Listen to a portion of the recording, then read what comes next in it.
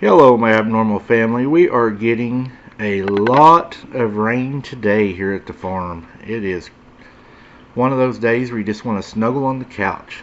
Um, I want to thank each and every one of you that have supported in the GoFundMe and all the other links to bring Hunter home. It is a big movement we're making. We will do updates at the courthouse and stuff as everything happens so you all can stay in the loop. All the links are in the description of this video if you would like to support the cause to bring Hunter home. Also, for you members and Patreon members, I released the first members Patreon video today for members and Patreon only.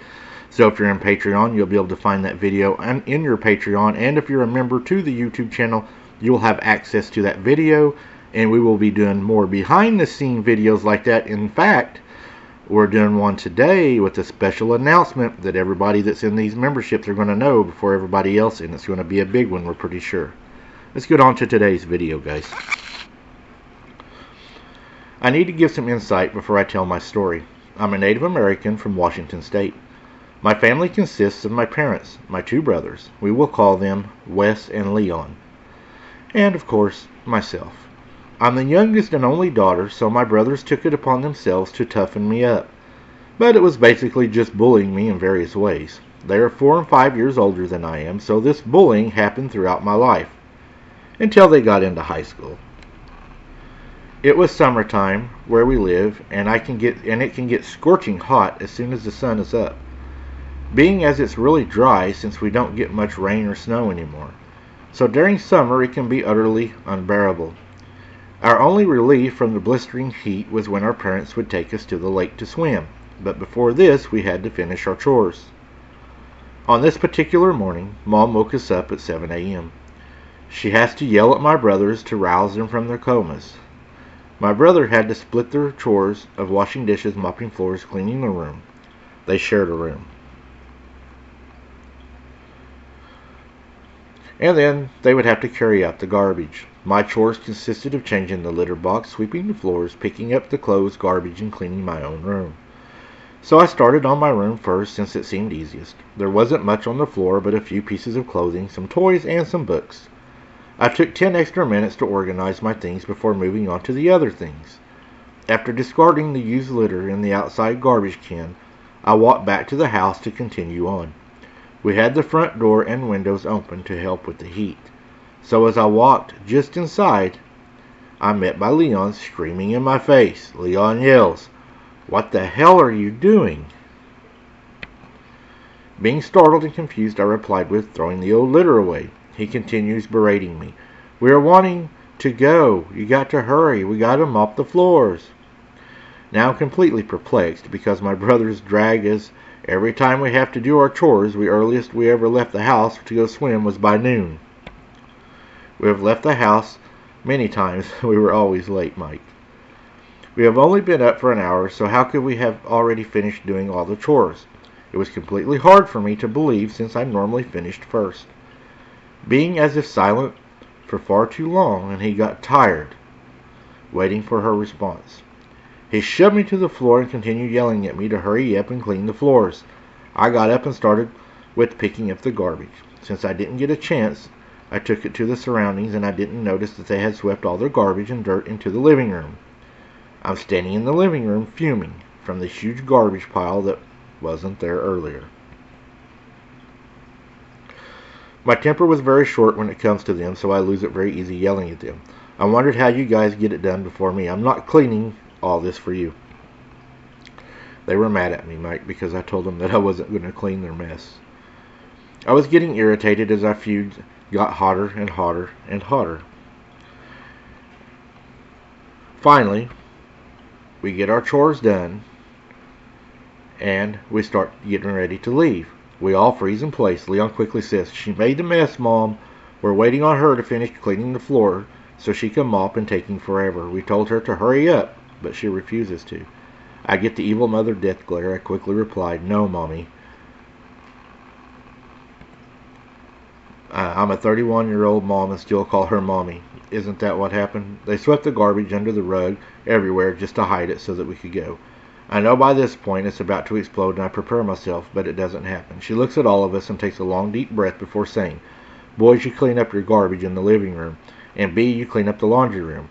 Hurry up, or I'm canceling going anywhere today. If I would have only known what was going to happen, I would have took my time in cleaning. She walks back to her room and leaves us to finish cleaning. We finally make it to the lake. This lake we went going to is surrounded by pine trees and water. It's so murky you can't see the bottom of the lake. There's a dock set up 50 yards from the beach. The ground is very rocky and has pine needles and cones all over it. They say the lake is bottomless and is connected to other bodies of water through underwater caves.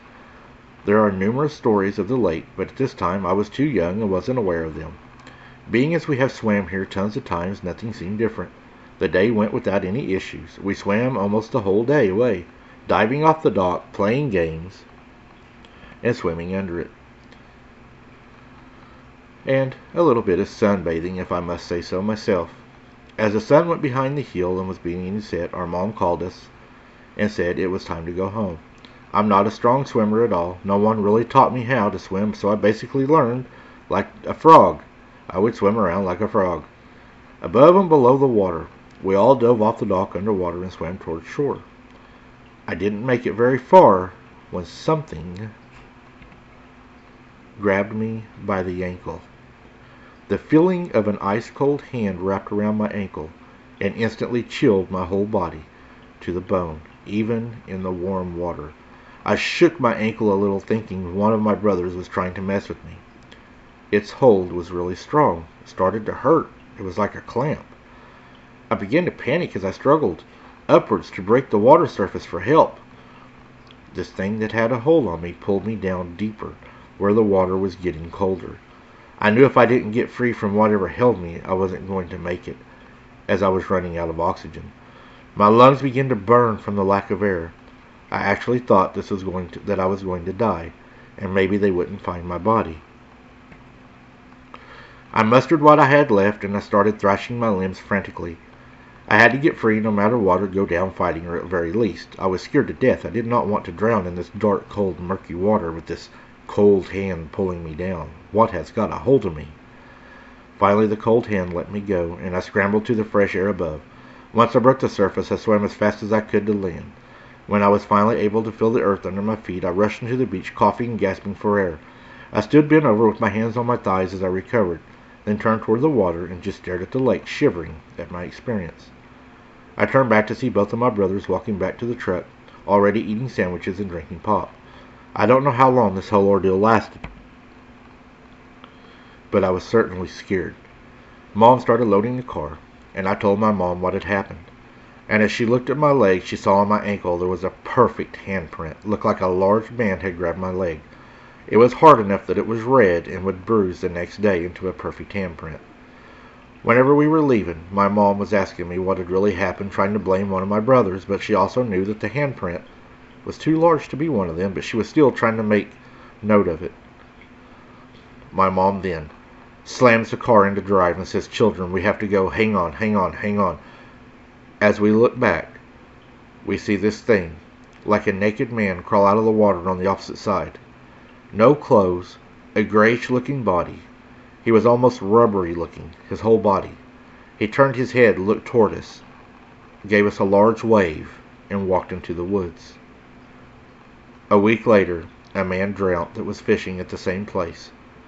My mom never took us back there because when the man was found, he had the same bruising on his neck. Something we thought had also dragged him under the water. What do you think, guys? Is this a something living in this pond that's drowning people? Do you think that it stays under there waiting for people, or maybe it uses the cave system under the water to travel, and it's just one of the places it exits? Let me know what you think happened in this story. I would hate to be grabbed by something in dark, murky water because I fish in a really darky lake, and I have swam out there. And I have felt stuff peck on my fingers, like little fish and stuff, but I would hate to feel something rub against me or brush against me or grab me, especially in that dark, muddy, murky water. Could you imagine something pulling you under, feeling a hand on your ankle? What do you guys think? Thanks for watching, guys. Until next time, keep your head on a swivel, don't be something's dinner, and we'll see you on the next one.